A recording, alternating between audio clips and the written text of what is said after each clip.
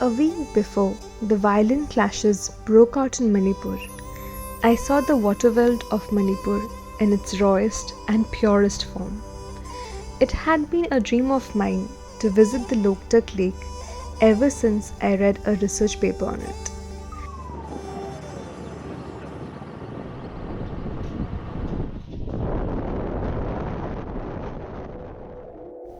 The wetland always felt like a distant, enchanted land to me, with dancing deers in a floating national park. The weekend adventure I finally experienced was minuscule to my imagination. I had just started writing about the peace and calm I had felt in the midst of Loktak Lake and encouraging everyone to take a plunge. That news cushion on a burning Manipur. Your perception of this land must have been stained by now with the news reports you read. More the reason I tell you this tale of the people I met in Manipur. I feel I owe it to them for the hospitality and warmth they extended to me, to the smiles that were enough to communicate the words we couldn't speak in each other's language.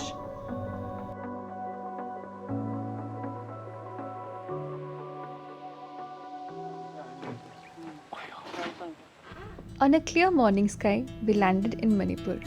Silhenba, our host on this trip, was standing beside his Maruti van, waiting to receive us. As we drove from Imphal to Moirang, he told us about his adventures as he hopped from doing social work surveys in remote villages in Meghalaya to building his farm of chickens, ducks, pigs, and fishes. Because we are traveling, right? We don't Ah, put yeah. hassle. He proudly boasted about the good quality fishes of his farm, fetching the highest price during the festivals. We headed to his homestay called the Lasoi Homestay on Loktak Lake, his dream project on community based sustainable tourism. More on that later.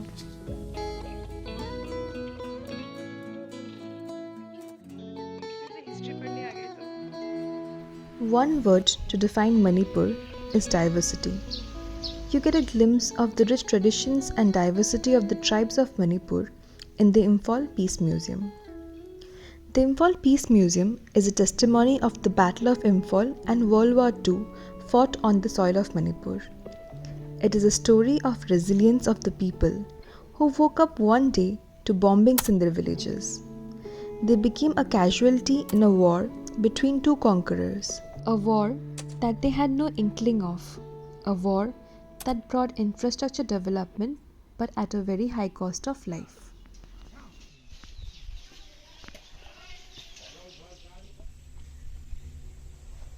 हाय सभी लोगों को cable Lamjao national park पे आने के लिए स्वागत करते हैं। साथ में आज आप लोगों के सामने में एक दो शब्द कहने वाला मेरा नाम है रतन कुमार और मैं इस केबल लमजाओ नेशनल पार्क का एक जो टूरिस्ट गाइड हूँ। The Cable Launja National Park is also known as the only floating national park in the world.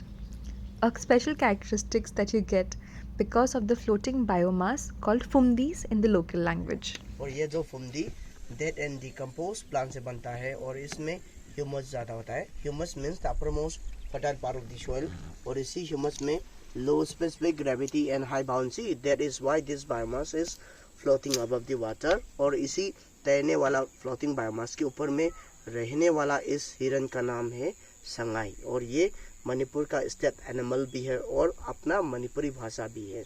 इसका अर्थ भी है, संगाई का अर्थ है सा मीन्स एनिमल और गाई मीन्स वेटिंग फॉर समवन और समथिंग, ऐसे ही इस हिरन का अर्थ होता है। और इस हिरन को हम अपने मणिपुरी भाषा में नाम देने का वजह भी है, वो क्या कि इस हिरन को कोई भी आदमी कोई भी जानवर उसको पीछा करे, जब पीछा करने वाला रुकेंगे तो ये हिरन अपने आप रुकता है और रुक कर जो पीछा करने वाला उसको ही ऐसे पीछे मुड़ के देख कर इंतजार करके रहता है। जब हम लोग का पाँव आगे बढ़े तभी ये हिरन अपना पाँव आगे बढ़ता है। इस तरह का उसका वेटिंग नेचर होने के कारण इसी हिरन का नाम संगाई रख रहा है अपनी मणिपुरी भाषा में। और इसको दूसरे नाम पे डांसिंग डियर भी किया जाता है। डांसिंग डियर इसलिए कह रहा है कि ये जो संगाई इसी बायोमास के ऊपर दौड़ते हुए समय पे उसका दौड़ने वाला मूवमेंट और इस बायोमास पे प्रेशर देने से बायोमास की तरफ से वेव देगा, वही वेव और संगाई दौड़ने वाला मूवमेंट दोनों मिलवाने में ही जो देखने वालों को डांस जैसा लगता है, इसलिए इस हिरन का दूसरा नाम डांसिंग डियर कहरा है।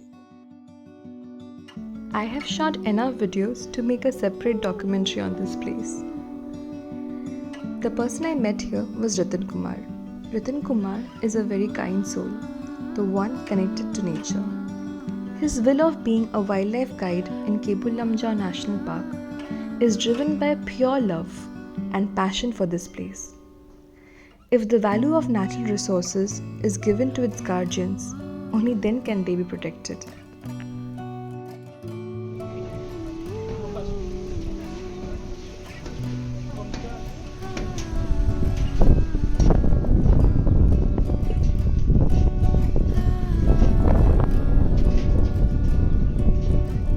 The evening ended with a bird's eye view of the Loktak lake. The Watchtower, deserted by the armed forces a few years back, braved the wind, unleashing its full power. This is where it hit us. The magnitude of this lake, spread across 287 square kilometers.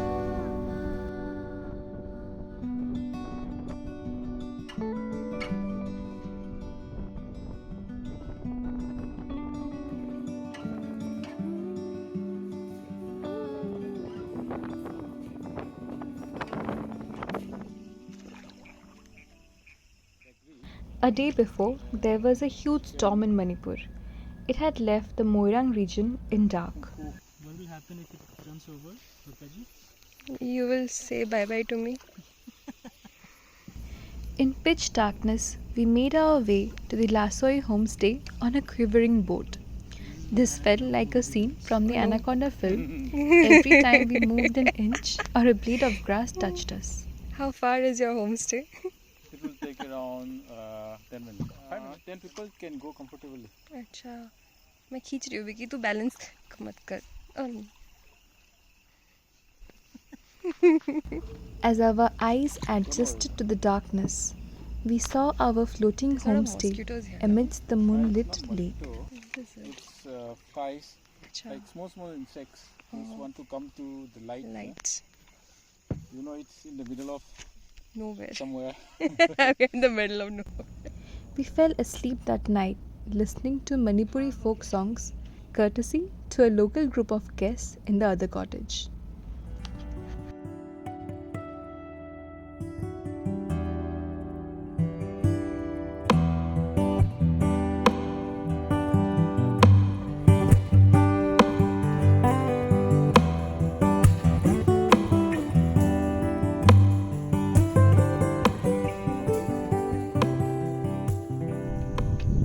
We woke up to fresh air and birds chirping on our thatched roof. Silhenba brought us our breakfast of warm aloo parathas on his boat.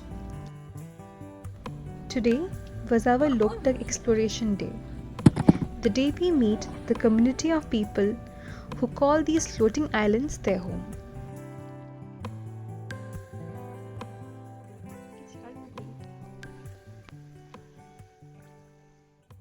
Hello, my name is Silhenba.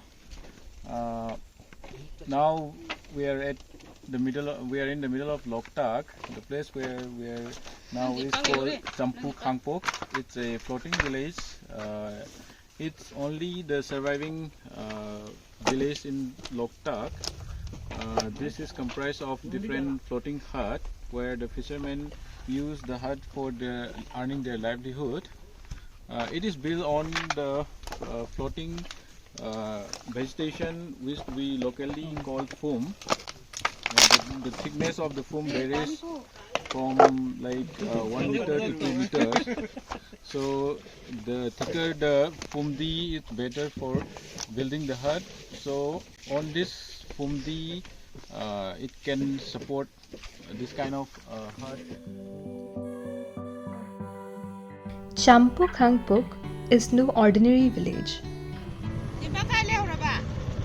People of great resilience live in these floating islands, primarily engaged in fishing.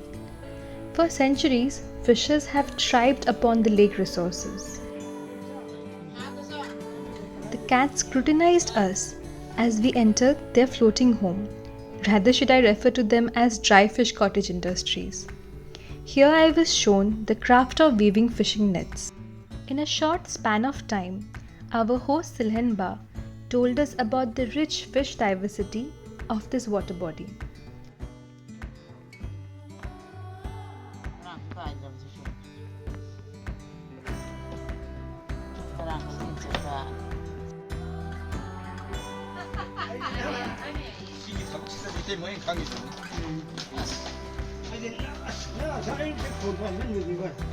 It's a thorn here.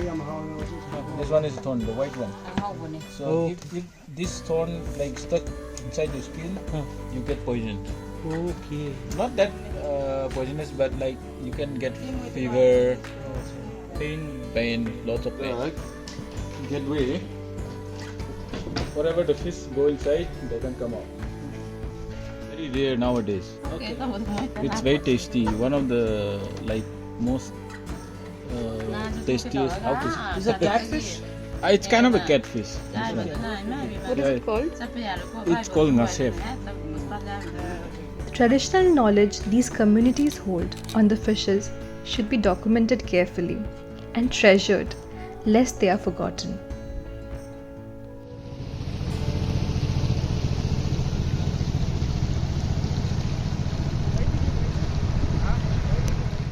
The lake provides refuge to thousands of birds who could be seen flocking in huge numbers. Sitting on their high bamboo pedestals, a gulp of cormorants watched us passing by. Loktak Lake is one of the 9 important bird areas in Manipur. The waterbirds indicate the health and quality of a wetland. As anthropogenic pressure increases, the waterbirds find lesser habitable places to fish. The dependency on the bioresources of this wetland is very high. Fishes, prawn, mollusk, mussels, fodder, fuel, thatch grasses, medicinal plants, and handicrafts are all derived from the lake. We were exploring this water world on a boat of an old couple. Auntie sat at the helm and was the eyes of the boat. She looked for fishing nets that might get tangled with the motor, alerting her husband every now and then about the incoming danger.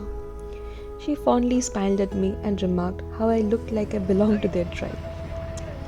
The smiles were enough to communicate the words we couldn't speak in each other's language. We were accompanied by 2 gentlemen from Bangalore, Vijay and Vinay. Vijay and Vinay were bikers who were on a mission to explore Northeast on their prized bikes. Time passed away quickly, listening to their riding adventures across the nation. Husband is making so much of effort. Wife is happy. Very nice. Good going. Those circles you see in every picture of Loktak Lake is a traditional fishing technique called athapum fishing. The floating foams are tied as rings to function as circular fishing ponds. I read in a photo essay that said, the fisherfolk see the foam as an embodiment of life. They give shelter to the fish and humans at the same time. Our boat gently made its way, cutting across the stillness of the lake. Kids played on boats as the adults made their livelihood. The dependency on this water body was irrespective of caste, creed, or social standard. Loktak Lake is truly the watery lifeline at the heart of Manipur.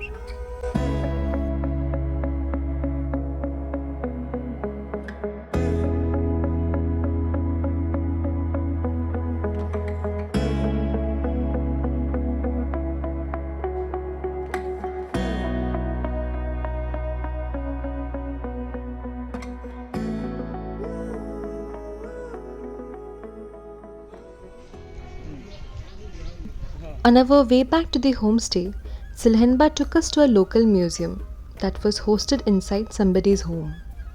This museum was crafted with a lot of passion and love. Since the artist was unavailable, his father spoke on how this museum made him feel closer to his ancestors.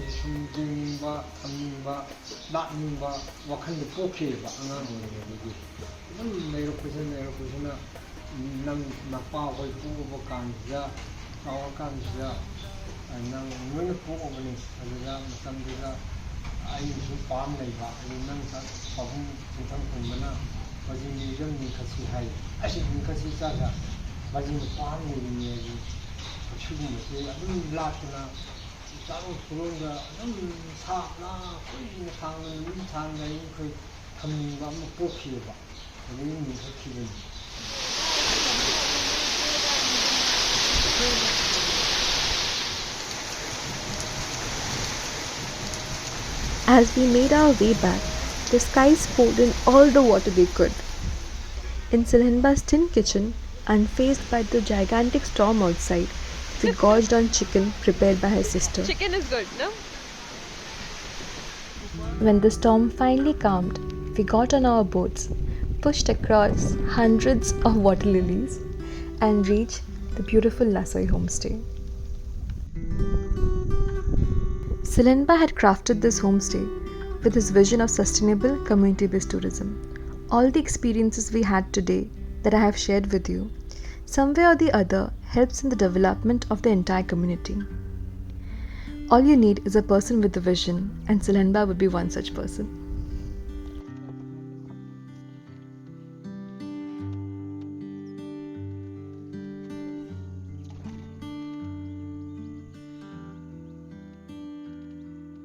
We watched the sunset from our floating homestay, surrounded by hundreds of water lilies.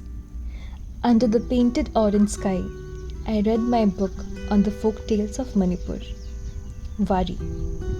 It's a story about superstition, magic, belief of this land.